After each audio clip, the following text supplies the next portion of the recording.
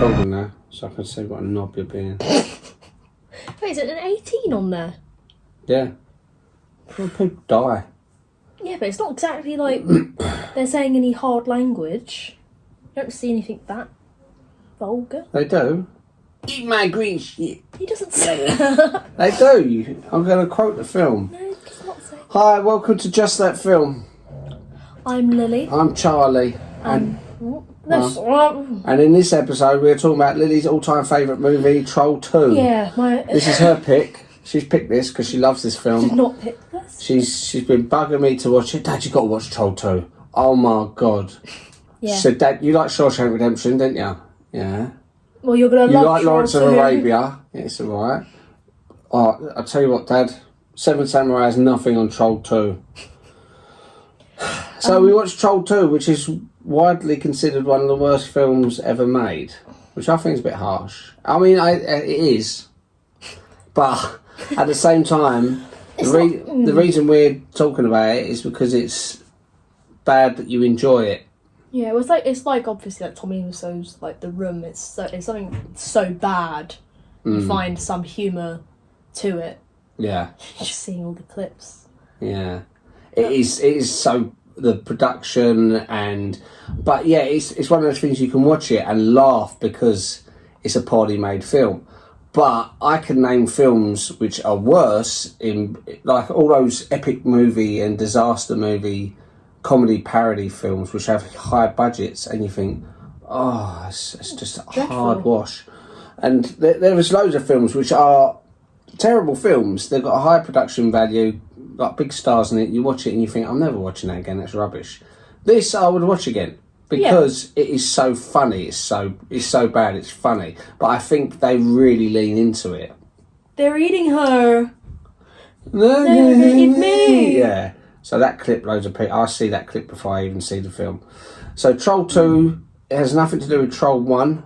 This was already in production, and I think it was originally going to be called Goblin or something like that. And then the original Troll film came out, and it just got named Troll 2, even though there's nothing to do with trolls in it.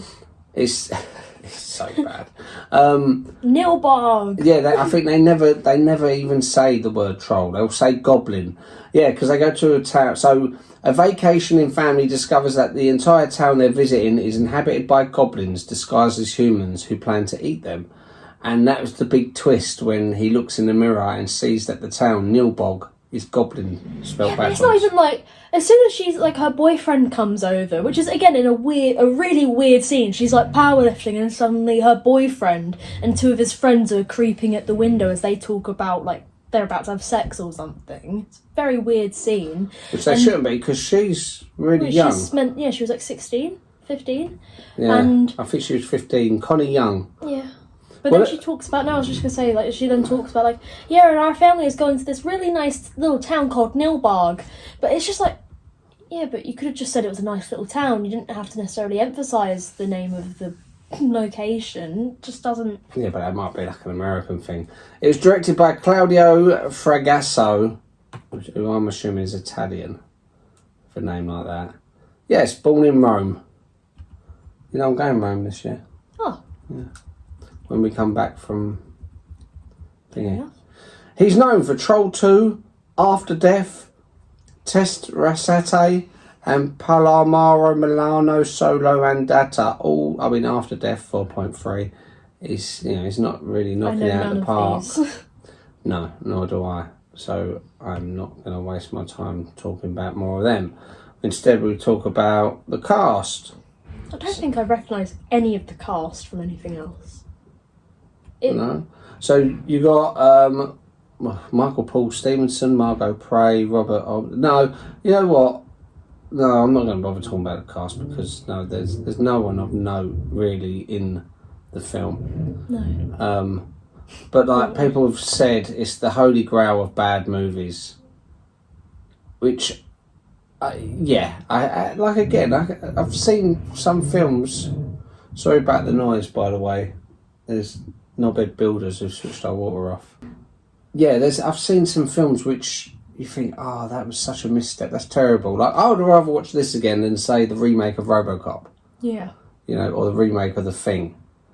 Or Well, there's some terrible like teen films that have come out nowadays, like what was it, like The Kissing Booth? You hate The Kissing Booth, It's don't you? so bad. It's a dreadful film, and it's not just that. It's the fact that it was renewed for another 2 films after that. So there's a whole trilogy of just god awful movies. Like the whole plot is just drab. I don't blame like the actors. I just think it's such a drab plot. See, I know. See, like The Room, Yeah. which is 3.6 on IMDb. That is a film which is quite famous because of how bad it is, and not much happens, and it's just like repeating itself, and it's just a Tommy Wiseau vanity project. It's Yeah. like he's produced it, directed it, is the star. It's meant to be the heartthrob, the leading man, and it is bad. And I remember Mike loves it. He's watched it a number of times because it's so bad. He thinks it's great, which I get, and it's got that big following. I would rather watch this than The Room again. I get it. I get the bad thing about The Room, but only because at least in this there is like a goblin with eyes on the outside of his head, like that goblin. That one goblin that you laughed every time he came up. It just looks so crap. You can imagine the costume department have made all these goblin things, and they've done the right thing by making their eyes sunk in so you couldn't really see their eyes. And then one of them obviously didn't get the memo, and he done one with big eyes popping out of his head. Yeah, just every time he's in the shot, it's just like you're just drawn to him. It's like one of the most ugly ones as well. No. But so why did you want to watch that film anyway? I watched a video that someone else had watched this film and was talking about how it's their favourite bad movie. Okay. And I found myself, I didn't finish the video because I was just like, no, I definitely want to just actually watch and see for myself what this is. And I'm glad I watched it, but it's laughably bad. And do you know why? I mean, this could be a reason why all the cast are so bad at acting. Because they all went to audition for extras. They was just extras. And they were all given leading roles, speaking parts. So they probably thought, oh, brilliant, I've been given a speaking part. And so was she. Oh, my God. It's not like... It definitely isn't the worst film I've seen. It's definitely up there. Like, it's not a good film, but it's enjoyable. Like, I mean... as enjoyable as a bad film can get, I would say this film is. Well, I think the director is actually kind of proud of it because he's still angry about the film's poor reception. Really? Yeah, he crashed a cast reunion Q&A, and after he was escorted out of the room, he was heckling the cast from the hallway, calling them liars and dogs as they answered the fans' questions. So the cast had probably said, we know it's bad, but it's fun, and he probably takes umbrage with that. Obviously, if it's your own piece of work, you're going to be proud of it. You're not good. It's like I say, if someone took one of your films... Yeah, but see, I can also see, like, I'll look at my film, say, like, Horrible Love, and I pick it apart. I don't want to show it to people. I'm like, I'm proud of it in a sense, but I suppose if the cast was sitting there slagging it off, saying, oh, it's really bad, and how badly it was directed, I'd say, hold on, it's not my fault. You know, it's a good film. It's got a high rating. So, for George Hardy's audition, all he did was act out his now famous line, "You can't piss on hospitality," in front of 9 smoking Italians, none of whom understood English. George was told that he got the role partially because the Italians loved the energy he put into it. That scene as well it's just weird. Like, the entire thing where, like, his granddad, who... somehow is able to control things in the real world but is unable to do his other granddad's things. dead. Yeah. And then he comes into the real world at the end. It's really and acts bizarre. as a goblin, a troll, no. or whatever. No, but it's like, when his granddad freezes everything for a second, it's like, what are you going to do? How are you going to save your family from eating this horrible green stuff the goblins made? And he just pees on all the food. But just remember, you can't piss on hospitality. I won't allow it! What are you going to do to me, Daddy? Tighten my belt by 1 loop so I don't feel hunger pains. And your sister and mother will have to do likewise. Okay, Joshua, you want to get rough with me? You want to show me that you don't like the choice of this house for our vacation by going on a hunger strike? Well, I'll accept the challenge. But just remember, when I was your age, I really did suffer from hunger. We'll see who gets through this. But just remember, I've got more practice than you. I'll see you tomorrow. But just remember, And I just think there's so many things he could have done with that time. Literally taking Take all the food off away. mouth. Or like binned it, or just like spat on it or something. Not literally put his pants down. What is it? He could have just taken all the food away, and then he would have gone, okay, I'm freeze, and they would have been out. What happened? That's weird. You know, and that would have been the end of it. But it said he just thought, I don't know. Instead, they get unfrozen and see him peeing on everything. It's ridiculous. It's very weird. No, and then when he takes his dad takes him upstairs, and he's like, goes on about how he used to actually go on like hunger for days on end. Yeah, no, like when he was a kid, he was like, "Oh, you've never known real hunger." It's like, what? Fucking weird. Yeah, it feels almost like, I mean, it's just something like, obviously it would have been made in the 80s, it came out in 1990, but it feels almost like it was written by AI. Like someone had given it an AI prompt and said, write the kind of thing an old man might say, and write the kind of thing a young girl might say to a horny boyfriend and his horny mates, his loser mates. Well, yeah, it's just such a weird. Also, the fact that his friends are just like so desperate on him that they all go on a holiday to this random town, not to like go hang out with anyone, just to go sit in a camper trailer. Why do you sound so angry about it? No, it's You just love such this a film. weird. No, I didn't. It's just so weird. And then like the one with glasses. He was really pervy. Like he sees that girl running out in the woods, and she's. Well, you should help a girl if she's running. in the No. But woods. what he does is he tackles her to the ground, and she's like, "Are you human?" And he's like, "Yeah. Do you want to see?" And it's like, "What? Like you don't just." If that happened in real life, you'd get put on the sex offenders list or something. It's ridiculous. Me and Ben, we love Demons too, and that's Italian made. Yeah. So I think there's something to do with the dialogue as well, like the translation. So when it's dubbed, it's it's weird. I know this is made in America, but the director Claudio Fragasso and his wife Rosella Drudi, who only spoke Italian, they wrote the screenplay in very poor English. And on set, the actors would suggest they ad-libbed some of the lines to make the dialogue sound better, but Fragasso forbade it, and all the lines had to be read as they were written. It sounds like a bit of too much of a controlling director. Unlike someone like Kubrick, this guy is just.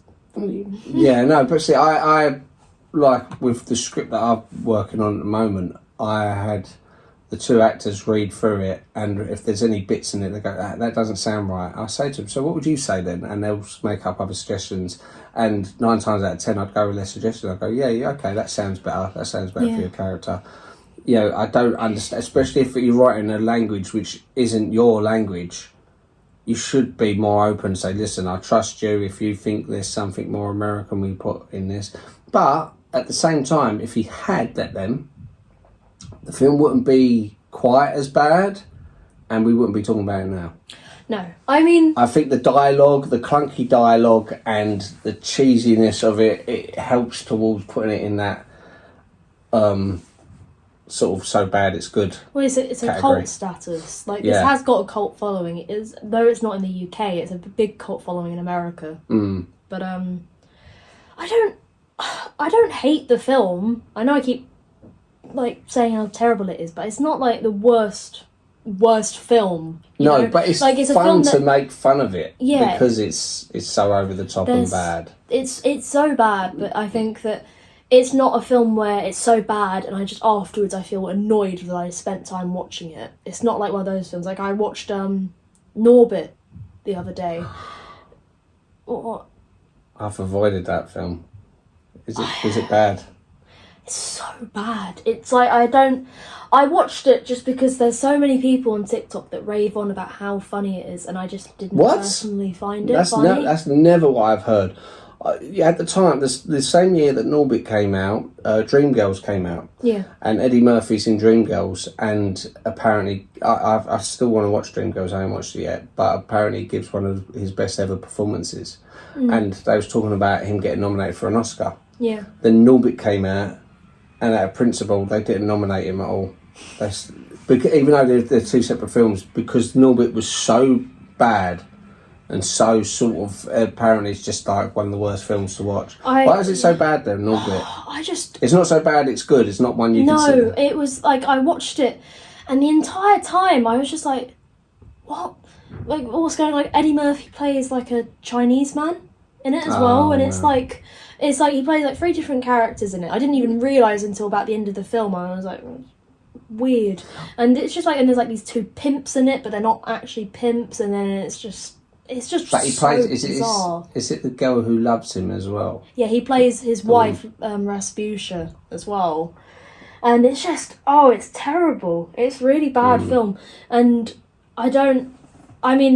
there's a big lot of people nowadays that really love the film, which is why I watched it. I was like, okay, well, I'll give it a shot. Like, it's not, I like a lot of Eddie Murphy's work. So I was like, okay, I'll give it a watch. Just, it was painful. It was really painful to watch. But I mean, on paper, it probably sounded okay because he's done... Like the Nutty Professor and Nutty stuff. Professor, he played loads of people. Coming to America, he played loads of different people, different nationalities as well in that. And they're both sort of comedy classics. They're films which people love. So you can imagine the studio on paper thinking, it's going to be another Nutty Professor or Coming to America. Of course we'll greenlight it. No, it was... yeah. But this is better than Norbit. Yeah. Okay. So there you go. It's not as bad as Norbit. I mean... So go watch it. I can see why this has a cult following. Yeah. I can see because it is in that category. It's hard to get into that category. Some films are just bad and it's just like, you had the money. Like Norbit would have had a huge budget compared to this, especially. Yeah. It'd been in the millions. Whereas this, I'm not sure what it is at the moment, but... I think this is a horror film in a way, right? It is. Yeah. You had loads of horror films, like I remember the Killer Clowns from Outer Space, for example, and things like that, which are like really bad, sort of over the top horror, 80s horror. But I'd put this on par, well, not on par, a bit below Killer Clowns from Outer Space. I'd say this is, it's about the same. Because, but Killer Clowns from Outer Space has got an even bigger cult following. I mean, they had a video game come out 2 years ago. Oh, really? Yeah, did you not see that? There was, no. It's like the Jason games. They had a Killer Clowns from Outer Space game where, like, you ran around as either the clowns or a human. It was... Oh, vaguely. Yeah, you know what? Maybe. But see, the funny thing about Killer Clowns, it was a film, I watched that when I was a little kid. I'd watched it on Sky Movies, so it's probably like early 90s or something. And that was a film which no one else remembered for years. But it's known, the prosthetics in it were quite good. The masks, the costumes in it, the clowns did look really evil and creepy. Of course you can see they're just masks now. Whereas this... it just looks terrible. Yeah, you can see they've just got small people in terrible costumes. I made you and Albie watch it. Yeah, I remember that really vividly. I remember like the cotton candy cocoons that they were put into. Right. And it's just like I remember being really freaked out by that as a kid. Just Morgan, Utah, where this film was shot, held a Troll 2 festival in 2007, and the town was transformed into the fictional town of Nilbog, seen in the movie. Screenings of the film were held and the mayor of Morgan presented director Claudio Fragasso with the key to the city. Now, that is obviously partly because of the sort of cult status of the film, but it's also probably because Morgan, Utah would not be known for anything else ever. no. And I'm not saying that in a horrible way. Let me just look it up. It's a city in the US state of Utah. History dates back to 1861. Nothing really of note, All it says, the 1989 horror movie Troll 2 was filmed mostly in and around Morgan. Oh, it's got a J.C. Penney there. So it's you could I like when you go to towns though and they make the most of it. Yeah, I mean, I think there's it's nice in a way. I think that's probably why the director got so up in arms when people slagged it off, I guess. Yeah, but see, like I went to Astoria to see the Goonies house. Yeah. And you see all Goonies signs, and they made the Goonies museum, and then they went to town with it because they thought, right, this is where Goonies was shot. So you can understand if a town like that with a big film like that, any town, if they know that something was shot there and it's got any kind of following, they want a bit of money, a bit of tourism. Why wouldn't they make a big deal of it? No, exactly. I think overall, I mean, what they did with the film was actually okay for the most part. Ah. I mean, like, as in, like, the set was good. Yeah. I mean, it was all just naturalistic, so it was just, like, fine. But I think that it wasn't like they tried to do this big, crazy fantasy world that they got, like, went to for, like, a holiday. It was, like, eerie-ish with the, like, desolate town, so it was believable. Would you remember that guy? Can I help you? Coffee. There's no coffee here in Nilbog. It's the devil's drink. Eggs. Bacon. Are you crazy, boy? We're vegetarians here in Nilbog. Didn't you know that? Here's some Nilbog milk. Special milk. High in vitamin content. Here is free. Free? Of course it's free. We love tourists here in Nilbog. Try some, boy. And have some of your friends drink some also. Yes. Dom Packard. Yeah, he says you can't eat meat. They're all Yeah. vegetarian. Yeah, there's that weird subplot where they're all vegetarians, all the goblins. But they're not. They're eating people. Yeah, but I think apparently when they make the humans eat that stuff, it turns them into like a plant. Oh, it turns them into vegetables, so then they can eat. Yeah, I suppose it does, feels doesn't like it? anti-vegetarian propaganda. Anyway, that Dom Packard said that he was actually in and out of a mental hospital during filming. Oof. And when he watched it later, he realised he wasn't acting in his scenes. He really was as disturbed as his character. Bloody hell. In fall 2007, during a special screening in New York, the cast members said that during production they had serious doubts about how the movie would work, and the entire crew spoke only Italian except for the costume designer, who translated the director's directions to the actors. Yeah. I mean, they should have just made the film in Italian then, instead of making it American thing. You know why they done the vegetarian thing though? Why? It's because the director's wife, Rosella Drudy, who co-wrote it, she got the idea to write the movie after several of her friends became vegetarians at the same time.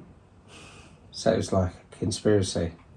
Yeah, but it just feels so weird. Like, if you made that nowadays, you can imagine people getting really upset by it.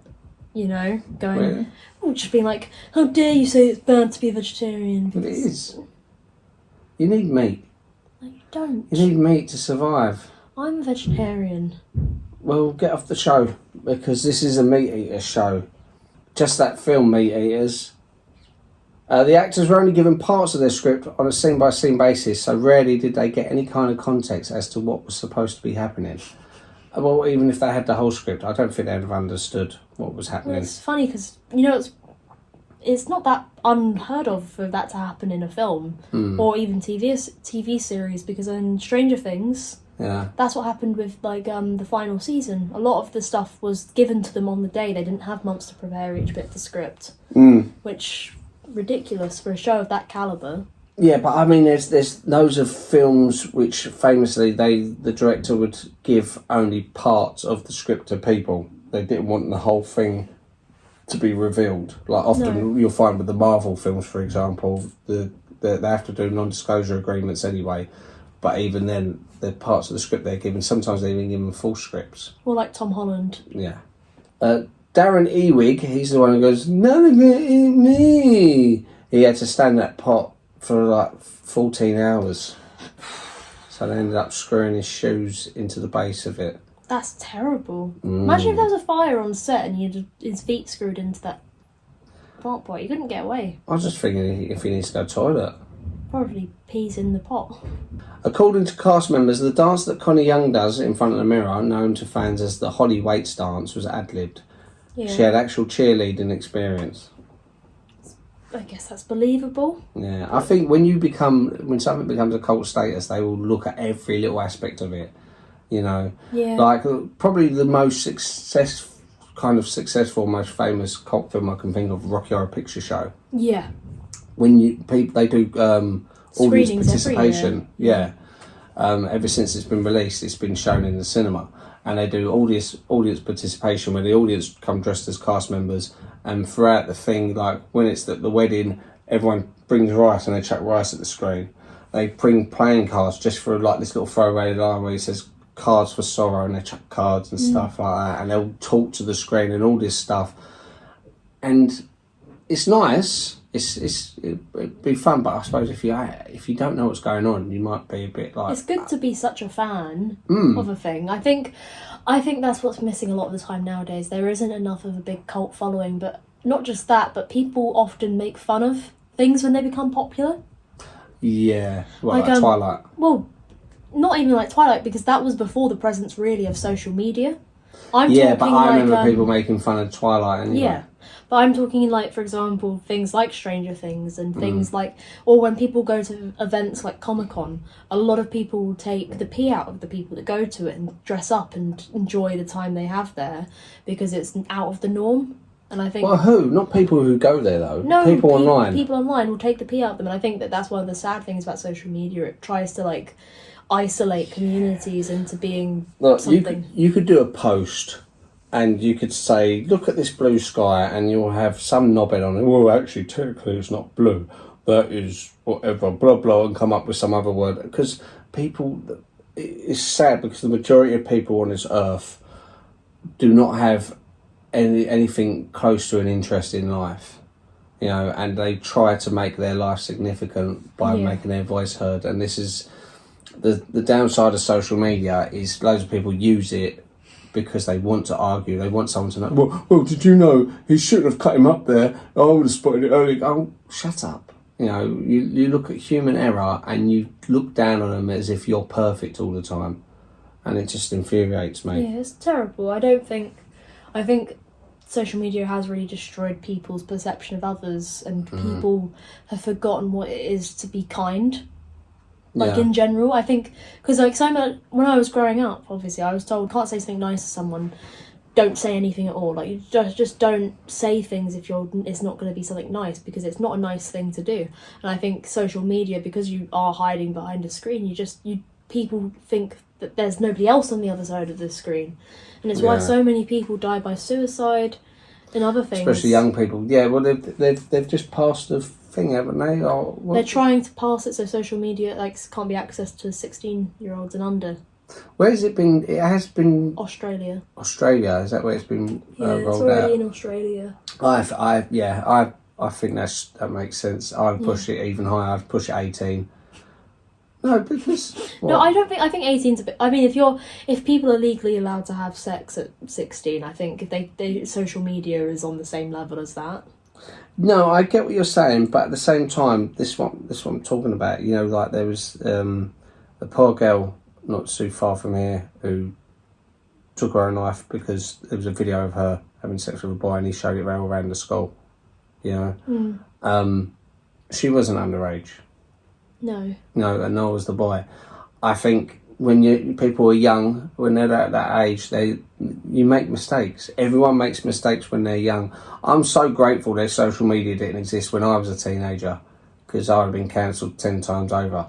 Some of the things I said and done, it's ridiculous. And you learn that with age, but you don't need people watching your every move. Yeah, and just putting the foot in. Yeah, saying, why don't you kill yourself? Why don't you do this? I don't agree with a lot of people or parents nowadays. They try and monetize their children. Like, there's so many family YouTube channels or people on TikTok filming their kids all the time, and they end up getting money for it. And what they don't realize is how dangerous that is. I mean, the things that people can do with just a photo of someone nowadays. They can AI generate anything with it, and it's just you're putting your kids in such a dangerous position.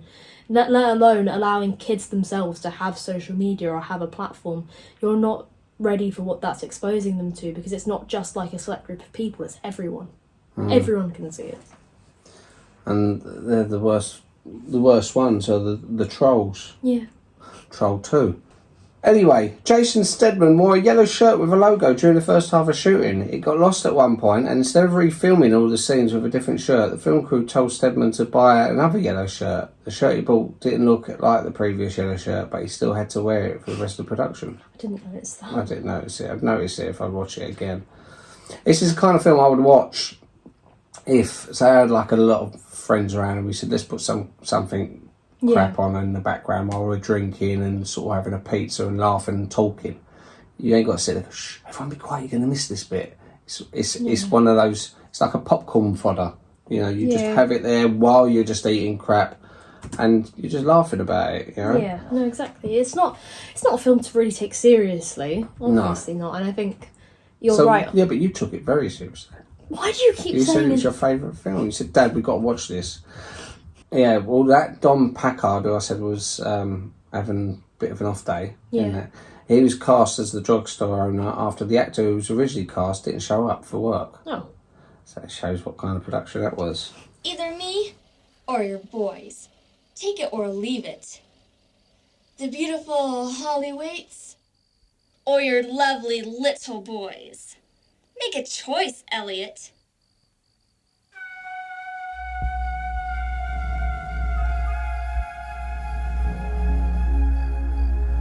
Joshua. With this podcast, me and Ben, from day one, we said we're not going to do films which we hate. We're not going to do, at least one of us has to like the film to review it. Yeah. And the reason being, I don't think it's fair for me, him, you, or anyone to slag off even, like, do a whole podcast. We can say in passing, oh my God, Batman and Robin, what a pile of shit. Yeah. But I'm not going to do a whole podcast slagging it off, because I think at the end of the day, they've achieved something which I haven't. They've made a film which thousands of people or millions of people have seen. Yeah. This one, the American VHS cover, features an artwork consisting of a little boy with what appears to be a troll doll being chased down a dark corridor by a werewolf brandishing an axe. Neither the boy nor the werewolf appear in the film, and as mentioned before, no trolls appear either. Such a... This did once have a 0% rating on Rotten Tomatoes, but it's gone up since then. Believable. It was shot in 3 weeks, which ain't that. That's about Well, right. Whiplash was shot in 3 weeks. It's not on par with Whiplash, obviously, but... Deborah Reed, who played the witch, is the real-life mother of Gavin Reed, who portrayed one of the Nilbog children. The two auditioned separately, and the filmmakers cast them without realising they were related. That's a bit weird, though. No, not really. The thing is, where they're shooting it in the town, I reckon there's a good chance loads of the cast were probably nearby anyway, and you've only got a limited amount of people you can pick from. Yeah, probably. Claudio Fragasso intended a sequel to the film titled Troll 2 Part 2, which would have been fun. And that's infamous "Oh my God" scene, which we just talked about, has over 7.1 million views on YouTube. Anyway, on IMDb, this film got 3 out of 10. I think even that's a bit high for this. No, but I that's lower than The Room. Yeah. But no, look, again, I enjoyed it, but it deserves that low rating. You know, it's like one of my a film. I don't like the term guilty pleasure. You can enjoy things. A film that I like a lot is that Kung Pao Enter the Fist. Yeah. And I know that hasn't got a particularly high rating. I'm going to make Ben watch it one day, and he'll probably hate it. He'll probably go, "It's not funny at all, Charlie." But when I watched it, and in the frame of mind I was in at the time, I thought it was the most hilarious thing I'd ever seen. On Rotten Tomatoes, the critics give this 13%, which is generous, and the audience 45%. Now, you can see the audience scores going up because of the cult status of it. Yeah. You know? Budget Yeah. was 100,000. That's a lot.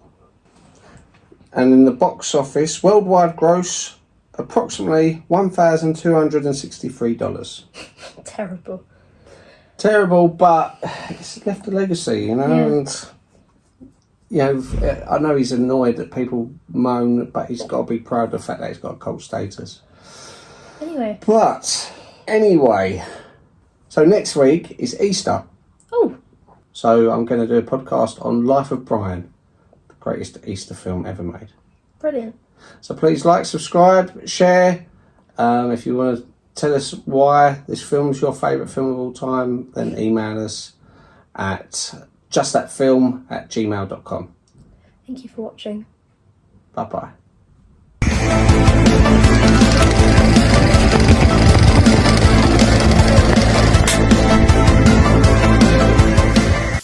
I can't seem to to find my toothbrush, so I'll pick one up when I go out today. Other than that, I'm in good shape. Joshua! Joshua!